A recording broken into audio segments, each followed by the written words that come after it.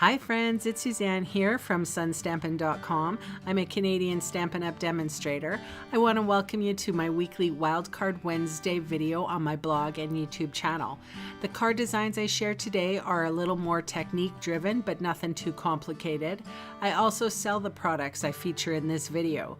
I hope you enjoy my free video tutorial and would love to see you shop with me. For today's card, I am featuring the Blossoms in Bloom bundle. I am teaming with Inspiration for this bundle. I have an online class going on right now using this bundle, and I just have so many ideas. For today, I am doing the stained glass technique. So I have die cut with the outline die, some black cardstock, and it actually had adhesive sheet on the back. Stampin' Up! Used to sell this adhesive sheet. They don't anymore. You might be able to find it online. Sizzix makes it, and I have a few pieces left. I think I'm almost out, however, so I'll have to get creative with some of my next coming up projects. All right, you can see kind of how it didn't actually adhere as I flipped over the vellum, and that's vellum, by the way. You can see the outline, and I had to press it down a little harder. So that's just a lesson for us to learn about when we are using adhesive sheets or anything like that, is to give it a really good pressing, because that's how things come apart, and we don't want that. All right, so that is, so it is my outline, my black cardstock outline stuck to a piece of vellum, quarter sheet vellum, and then the vellum is flipped over. And now I am taking my blends markers and I'm laying down the lightest shade and then going in, or laying down my darkest shade and then going in just on the tips with the lightest shade.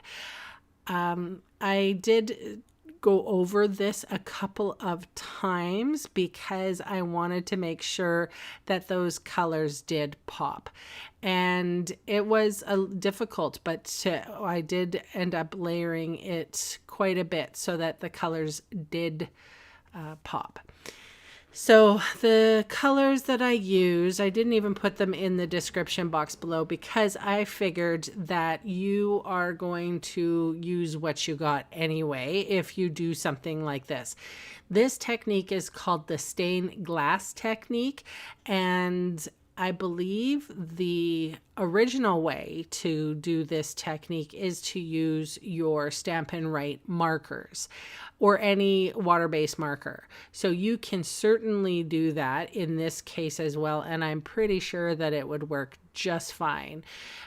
You have a coloring outline there, so you can put the brightest colors you can in there and try your very best to not create weird lines or anything, but vellum is really, it's like curly hair. It's really forgiving.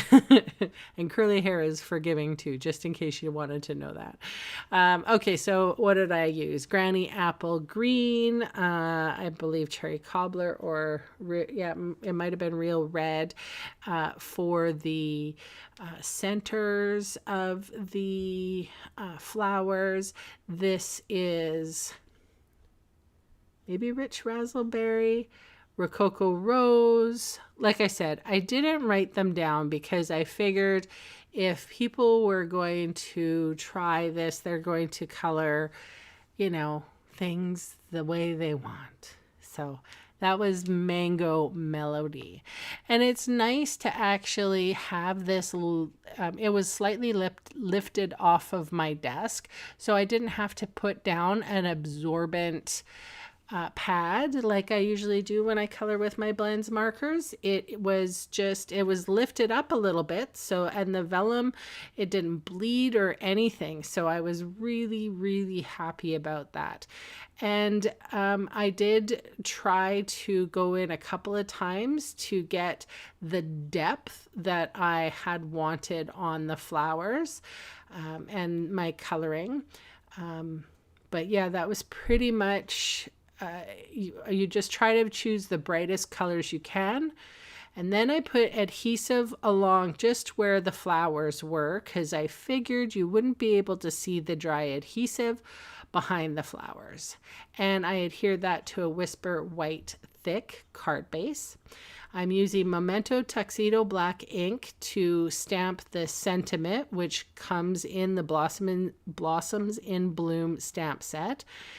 Cutting off a little bit of a length there, adding some dry adhesive to the back of my white strip, and then adhering it to a black strip mat.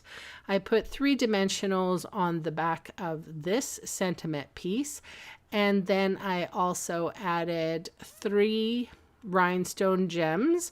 I am trying to get through some of my embellishments, and this happened to be one of the things that I had sitting around for a really long time, so I am using it up. I used it up, yay!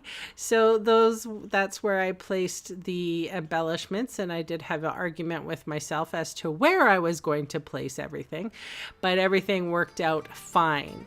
So thank you so much for watching, and I will catch you again soon. Bye for now.